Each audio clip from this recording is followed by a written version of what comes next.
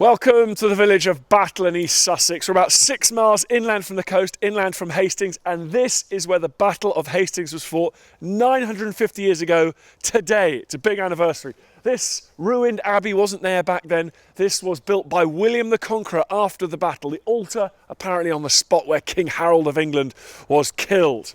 Now we've got a lot coming up for you today. We are going to be taking you on a tour around the battlefield. We are going to be meeting reenactors and historians. We're going to look at the tactics and weaponry used at the Battle of Hastings. And the big thing is we want your questions. Please follow English Heritage. That's EH Education at Twitter, EH Education, and hashtag AskDan. Ask me your questions, I'll put them to historians, I'll put them to reenactors, try and catch us out, see what we don't know. We've got one question already from St Andrew's School in Woking. It says, if Hardrada had not invaded England in September, would King Harold have been able to defeat William here with a stronger, well-rested army? Of course, we can't be sure, but it does seem likely that Harold would have had a stronger, well-rested army. He wouldn't have been up in York when William had invaded. He'd have been down here in the south, and he might well have been able to defeat William. So good question, thank you very much. Now, first of all, what was the Battle of Hastings all about? Why did it even happen? Here's a sum up.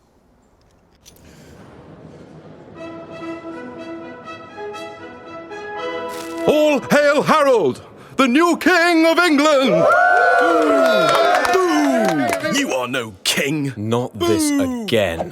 You are not worthy to hold that weird gold ball. It's called a globus cruciger, and yes I am. King Edward had no children, so he made me his heir. He promised you the throne when he was old and dying. He promised it to me 15 years ago. And when you were in Normandy, you swore an oath on holy relics that you'd let me have the throne. You're making that up. You're an oath breaker. How dare you? I'm English royalty. You're nothing but a lying Norman. King Edward was half Norman, you fool. And unlike you, I'm actually related to him. I'm related? Barely. Your father arranged for your sister to marry Edward. Which is why he made me his heir. The throne is mine by law. Besides, I've already been crowned. See? Well, I know a guy who says the archbishop who crowned you was excommunicated. Oh, right. What idiot said that? The Pope. I'll die before I let a thieving Norman take the throne. Just try and stop me. God is on my side. Edwin, sharpen the battle axes. Roger!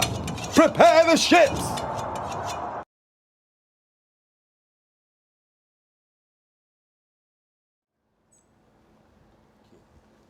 Well, they're all here. We got Vikings, we got Normans, we got the English. What were the English shouting? The English were shouting. There you go, they were very scary. And we got lots more of them where that came from. Look at this, there's the battlefield out there. We got the encampments where the reenactors are all staying. The battle's going to be fought there. This is where, 950 years ago today, the battle was about to happen. It's very exciting. Now, thank you very much. We've had your questions coming in. Fourfields School, Year 6. What would the English have had to do to win the battle? Good question. They'd have had to stay rooted to the spot up here, rigid discipline, and just keep that shield wall tight and stop those Norman attacks all day. By nightfall, if they were still here in one solid line, they probably would have won the battle. Or, of course, they could have killed William. That would have won them the battle as well. We've got on Twitter from @OnlyNorthWales, to what extent was the Norman conquest a foreign invasion? And why do we celebrate it? Big questions there, very good point. I don't think we're celebrating it. What we're doing is we're marking what was one of the most decisive battles in the history of the British Isles. It is impossible to overstate the revolution that took place in Britain following the Norman conquest, and we're still living with many of the consequences to this day. Our language, our political systems, and our land holding, very, very dependent on what happened in 1066. We've got some other questions. Here we go. Sharples Secondary School in Bolton. Did Edward the Confessor owe William? Did he promise him that he should be king? Well, and he said, because Harold and William both promised. It's impossible to know. It's a long time ago. It seems likely, William seemed to believe that Edward had promised him that the throne would go to William. Bear in mind, William and Edward were distantly related. Edward had grown up in Normandy. He felt quite Norman in many ways, even though he was English. So he seems like he may have promised William the throne. That's why William was so angry and so determined to grab the throne of England when Edward the Confessor died. Okay, Thomas's primary school in Clapham. If Harold and William had both been killed, who would have been king of England? That is a brilliant question, Thomas's primary school in Clapham. if Harold and William had both been killed, it would be a bit awkward, wouldn't it? Now, there was another claimant on the English side called Edgar the Etheling. He was the only sort of relative of Edward the Confessor really left standing. But he was a child. So people said, do we want a child king? But he possibly would have emerged as the king. And how did the Battle of Stamford Bridge affect the Battle of Hastings, says Fulbrook Middle School in Milton Keynes? Of course, it was hugely important. Harold marched the English army up to York, fought the Battle of Stamford Bridge. While he was up there, William invaded down here, so it was a huge distraction, and Harold and his men would have been knackered from fighting one bloody battle against the Vikings. Right, that's enough questions for the minute. Thank you very much. Keep them coming in, everybody. So, we're reflecting the importance of this anniversary, and as a sign of respect, really, to all those who were involved. Lots and lots of reenactors are here to recreate the battle, but 20 brave reenactors have made their way all the way from Stamford Bridge and York all the way down here, and they're expected to arrive later this morning.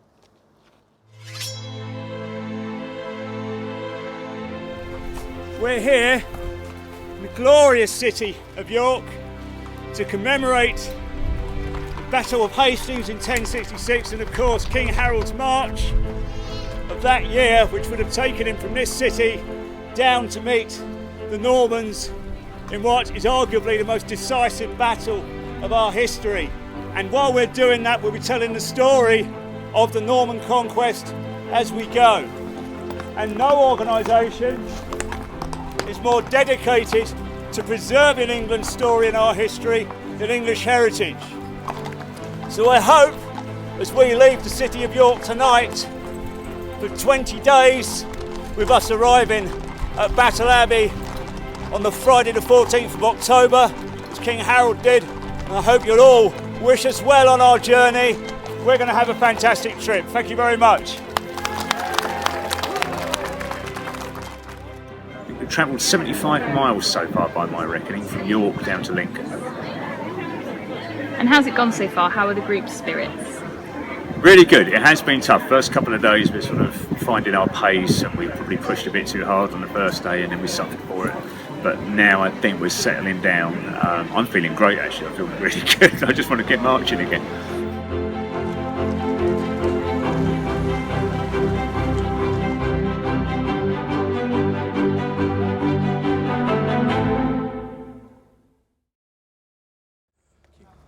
Right, I've got Roy Porter, English Heritage expert on 1066 Battle of Hastings. There's nothing this man doesn't know. I'm going to read out some of your questions, but first of all, Roy, the morning of the battle, William was he'd been pillaging the countryside, hadn't he, for a few weeks, and based down in sort of Pevensey and Hastings, down that way? Yeah, basically, he's behind us, he's over my left shoulder, he's in Hastings, burning houses, trying to summon Harold down to force a battle.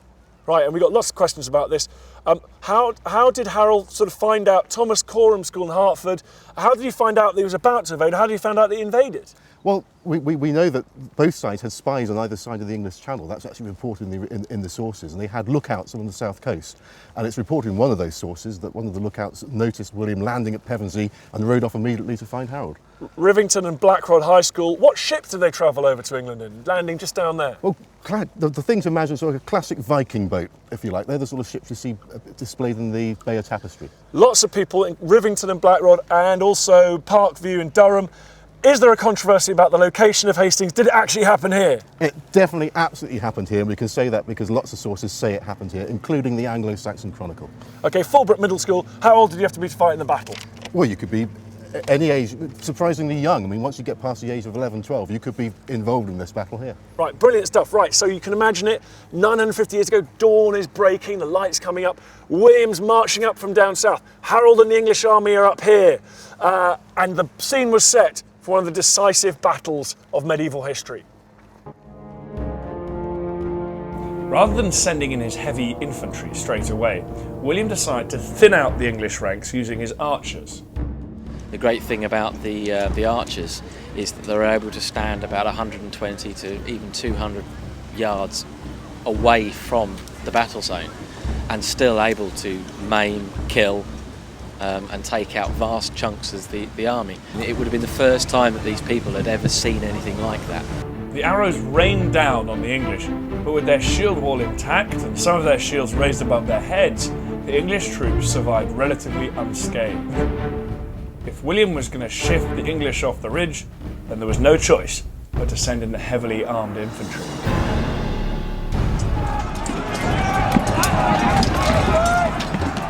The fighting at the shield wall was ferocious.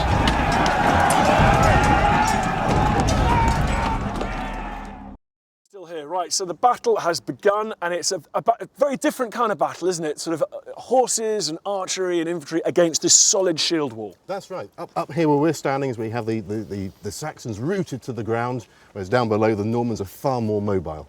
Okay, so let's see now. We've got lots of questions coming in. Thanks, keep the questions coming.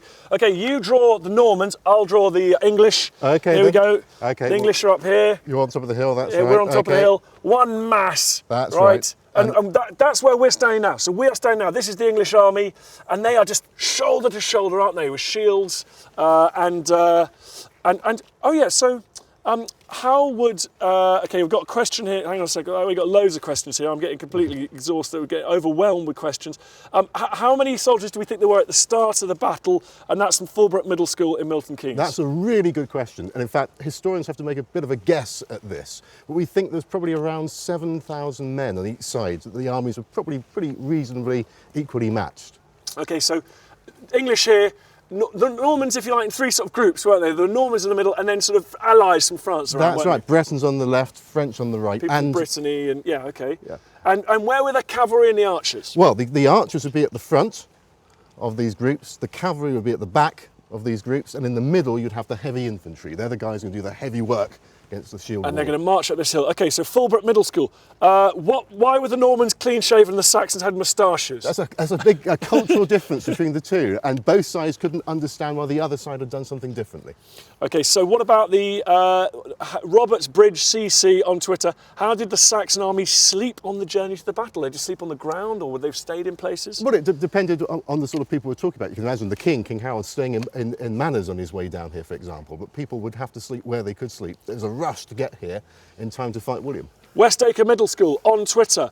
Have the reenactors been living and eating as the traditional 1066 armies? Well, recently, as you look behind over my shoulder, yes, they have actually. They're encamped here, and they're trying to live as accurately as possible to portray what happened 950 years ago. And they will be fighting later on, but they will not be killing each other on this field. No. We've had enough bloodshed on this field for one millennium. So we're going to go back to the story of the battle now. The Normans and their allies advancing up the hill, where the English waiting for them in this immovable shield wall.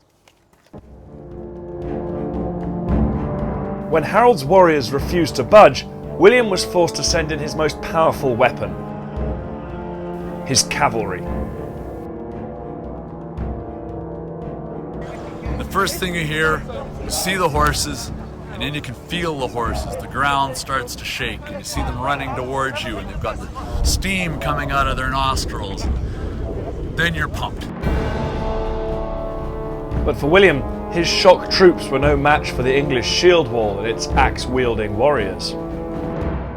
They stood at the top of the hill with all their shields interlocked and the big axes swinging around, and those nags came up the hill and they were stunned. To add insult to injury to the poor old Normans is the Saxons didn't know any better than to smash the horses with their axes, which was against the rules of war as far as those Normans and French are concerned. Because you've got to imagine those horses are very expensive. In modern terms, you're talking like as if they were driving up that hill in Ferraris, and the English who'd arrived at the battle in their little Fiestas had got out and started scraping the keys down the side. The fighting went on all day. As evening fell, William tried one last tactic. He ordered his men to approach the English line, then pretend to retreat, to lure the English out from the shield wall so he could surround them and cut them down. The Saxon shield wall, which had proved absolutely implacable and unbreakable throughout the day, broke itself, and William was able to send fast, galloping troops of cavalry around the flanks of these pursuing Saxons, slaughtering them to a man. And in went the Norman infantry, in went the cavalry, and once those men who had stood all day in that shield wall heard the sound of horses behind them or around them, they knew the battle was over. With the shield wall broken, the English army lost its vital cohesion. And to make matters worse, just at this critical point, a Norman arrow hit King Harold in the eye. When Harold was wounded, Anglo-Saxon military honour was such that you could not leave the battlefield if your lord was injured or dead. So when Harold was killed, the cream of England stayed here and died.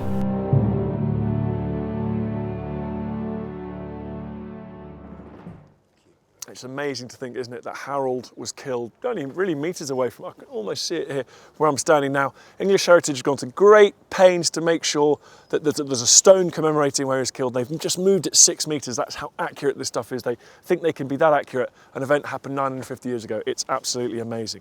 Well, it's all very well analysing the battle from up. Thank you, by the way. Questions coming in. I will try and get some of these. Well done at bringing the question. It's all very well analysing the battle from up here, but what I wanted to work out is what it was actually like to be there on the day. And to do that, I went with Ali Tanner. She's an English Heritage Education volunteer. And where else would we go for a dawn stroll in the early morning mist, but down on the battlefield itself? Ali, first of all, you look fabulous. What's going on with the outfit? Oh, thanks, Dan. Well, I'm dressed as a Saxon noblewoman today, and it's a very versatile outfit because this part, if it gets grubby, just take it off, wash it, put a new one on. This one, wear all the time. Summer, winter, autumn, whatever. Brilliant. And let's have a little look at this battlefield now. Would there have been women on the battlefield then, do you think? Well, we don't really know. Looking at all the sources, it's a little bit sketchy, but I like to think that the women would have been camp followers. So the actual battle took a long time. It was going on most of the day. So I like to think that maybe the Normans in their advance and the retreats coming back, that they might have had the women folk cooking up a stew ready for a lunch, taking a little break and then going back into the fray. I'm sure that's right. Now what I've noticed, we're just walking up this hill here.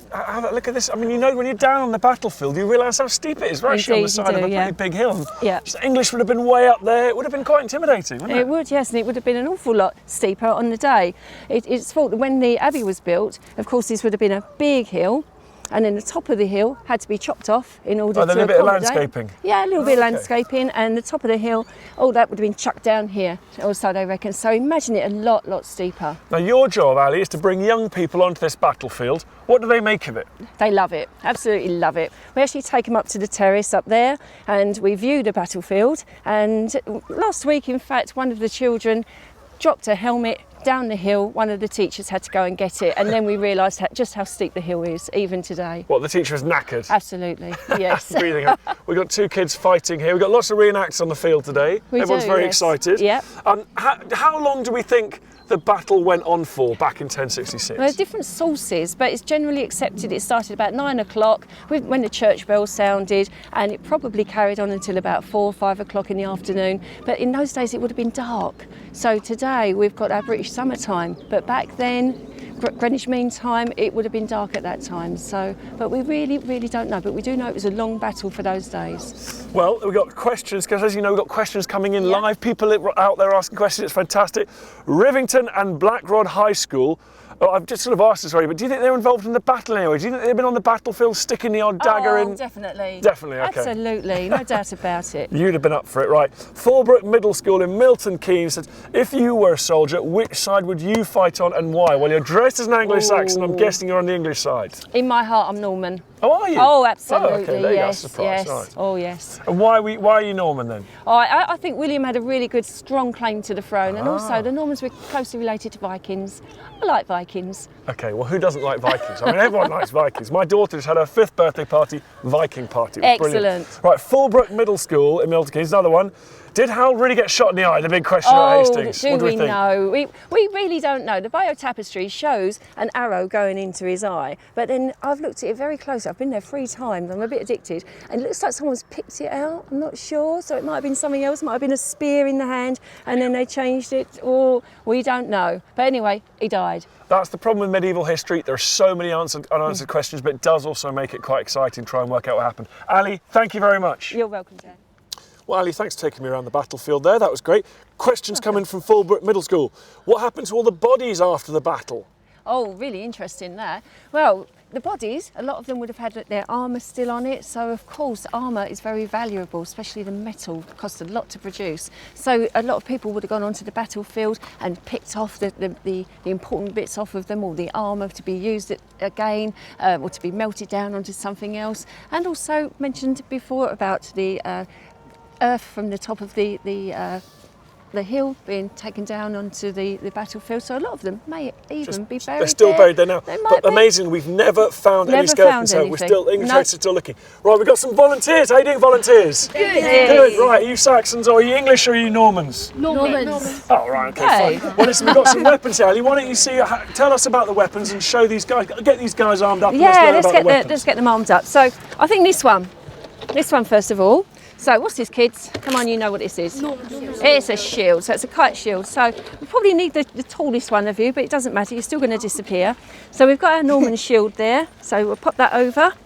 And then really I'd like would you guard to... your whole body, wouldn't it? That'd be Yes. great, especially if you were that height. Absolutely, very I'd much be in a bit so. of trouble there, wouldn't it? And the Norman knight, of course, would be on a horse. So your horse is protected on the flank as well. Now, looking at the Saxon shield. Who's going to hold this for me? You hold it with your left hand, because your right hand, what's that going to be used for? Your sword, absolutely. So both of you, show me your sword hands. Yep, you're ready to hack people with. Okay, That's this marvellous. is the thing I find amazing. This is what it's... I think Dan's having problems with that. Just Can lift someone it up. else hold it? Yeah, you lift it up. Okay, that is, well, we call That it is for me. chainmail. It's a male shirt. It's a male isn't it? shirt, yes. Male shirt. That will stop. Will that stop a sword?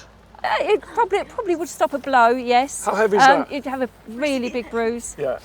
But so that's armour basically. It'll give you some protection. Yeah, it would give you a lot of protection now. We got very expensive. We got so many questions here. I can't even read them out. I mean, it's crazy. Thank you very much. Did Harold really get an arrow in the eye? Do you think? We don't know. It shows that on the Battle tapestry. Here is the actual arrow. Here's an arrow. This is what they would have looked like. Can you imagine That's getting what that in they the would have eye? looked like. Don't worry, you can put that down, buddy. I can see you struggling with that. Oh.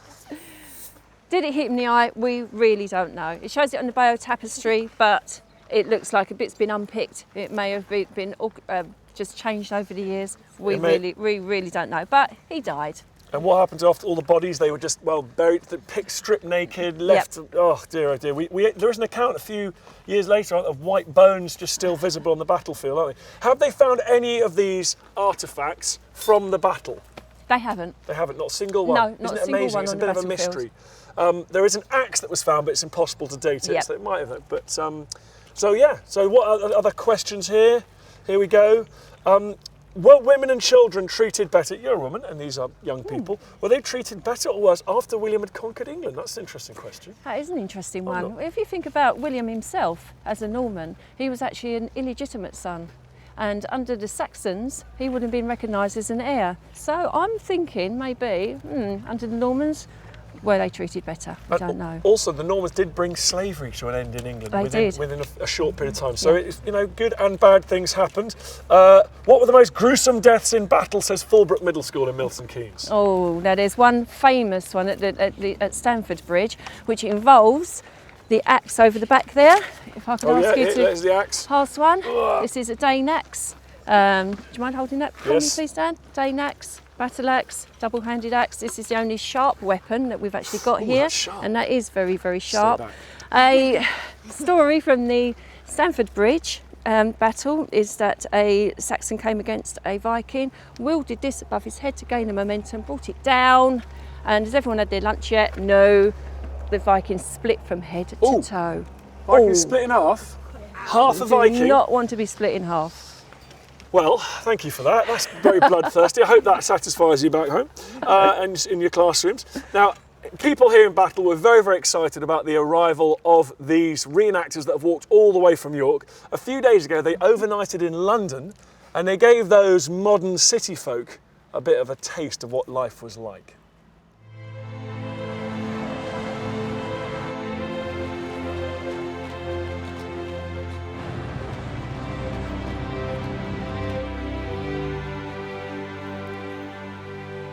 Hi, my name's Dominic and I'm one of the riders on the 1066 March. We've ridden all the way from York in the north of England to here at Hyde Park in London. And everywhere we've been has been so supportive. We've been very, very surprised at just how interested people are not only in the project but in English Heritage Trust and the earlier history of England that people don't really think about.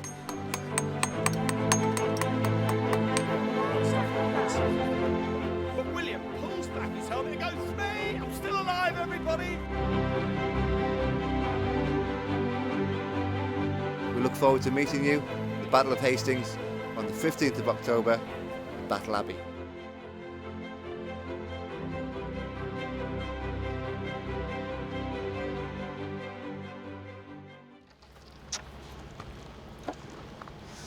Right, we've got the reenactors here now. We've got the younger reenactors and the slightly older reenactors. What was it like? You guys slept on the battlefield last night. What was it like? Of course. Okay, bit chilly. Yeah, it's chilly, isn't it? Yeah. And I saw the fires were going this morning. You were cooking traditional food, or were you secretly eating McDonald's? Absolutely. Traditional food every time, providing you get it in the local kebab shop. Yeah, exactly. Okay, good. And what's it like to be a reenactor? Do you think you get a bit of an insight into these big historical events that people like me wouldn't get usually? Yes, absolutely. It's a good thing to do, and we enjoy it. And you get the living history on it. It's really good. And what kind of food would they have eaten back then? Do we know? They would have had army rations, so the basic food stuff, but fit for an army on the march, dried food, that sort of stuff. Of course, they would have drank a lot of beer.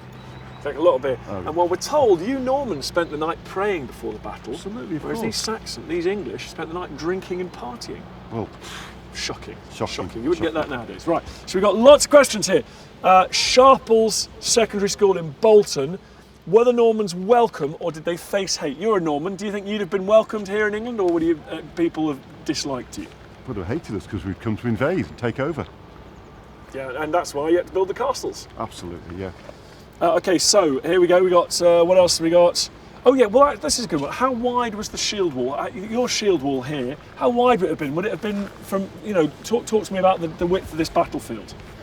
Well, it would have been right across the battlefield, as many people as they could get in there. With the shields all locked together, they're quite solid, and they also had them so they're overhead for the archers as well. And do you how many people deep would it have been? Would there have been like a rugby scrum? Would there have been people behind it? Yeah, as many as you could get in there. The ones behind would actually be supporting the ones there, because when they hit, it really goes hard. So you have people behind you to support, and if somebody fell, somebody would step in. Okay, this is a good question from Upton in Chester. What do you think was the most, the Normans won, what do you think was the most important factor in you guys winning? A lack of unity on the Saxon side. A lot of the English didn't want Harold to be king, so they basically didn't support him. They didn't turn up for the battle. Great stuff. Ali, still here, still with us. What do you think? I had a question for you. I've already asked that question. So this is a hard one. Do you think it was the Normans won this battle? Do you think that was good or bad for the people of England? Oh, personally, I think it was a good thing. I do. I think it's a good thing. You did say you were a bit of a Norman at heart. Yeah, I think he unified the country and stopped the Vikings from invading. Okay, that's good. That's now, my guys, personal opinion. we're all standing here. I didn't mean to be rude to these guys, but there's a bit of a question coming from YouTube. Do they need to wash when you guys are travelling? Do you wash much? I'm not saying anything. We are standing here, but it's not that you're smelly or anything. Last thing on your mind is getting washed. You're interested in getting your breakfast and getting stuck in. Getting stuck into the enemy. All right, brilliant. Okay, fantastic. Oh, we've got another question coming in here live. All right, Fulbrook Middle. You're asking a lot of questions. Very impressive. What happens to the horses that were killed? It's a good question, isn't it? What do you reckon happens to the horses that were killed? It'd be very sad. A horse is like a friend, but perhaps given a burial if the time's there. But do you think they'd have been eaten? Well, possibly. The Normans, you like eating horses, don't you guys? Well, but I just want to say no horses are killed in the modern day. That's absolutely. Okay, now, Isabel, come over. Let's get Isabel here for English Heritage. How are you? Good, thank you. Stand next to your boys there. It's very impressive. They're looking very impressive. They're looking good, aren't they? It's been very exciting being here today. What is it? If people come here to the battle, obviously today is amazing. There's a whole battlefield, lots of reenactors. But normally, what's it like here? Oh, it's amazing, especially when you're coming with a school group. We've got a new 360-degree view from the top of our gatehouse, so you can actually see for yourself where the Normans and where the Saxons would have come from, how they would have sort of clashed, the real topography. We've got amazing battlefield walks. You can go around the battlefield, have a look at our amazing carved figures as well, and just really stand at the place where where it all happened. It just brings everything to life. It is one of the most amazing places to come. I agree. I've got pictures of me here as a little young man, younger than you guys. That's where my love of history all began. Oh, that's what we like to hear. Yeah, well, there you go. Well done. Thank you very much, and good luck this weekend for your massive reenactment. It's going to be brilliant. Thanks to all of you. Thanks to all the guests.